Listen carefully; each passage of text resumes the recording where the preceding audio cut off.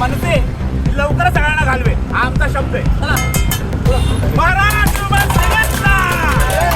महाराष्ट्र बस सेनेचा!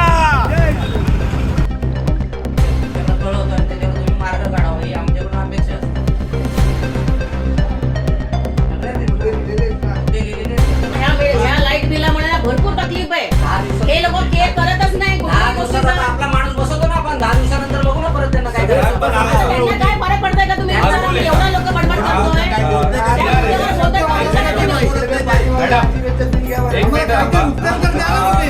कोणता शेअर आहे का की